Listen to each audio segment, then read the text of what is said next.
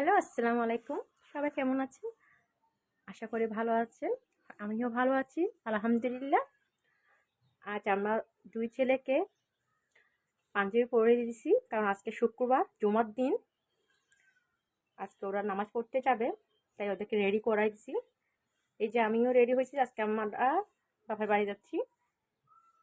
তো ওখান থেকে আমার ছেলেরা দুজনে নামাজ পড়তে যাবে। আমি এদিক দিয়ে রেডি হয়ে গেছি, বের হবে এখন।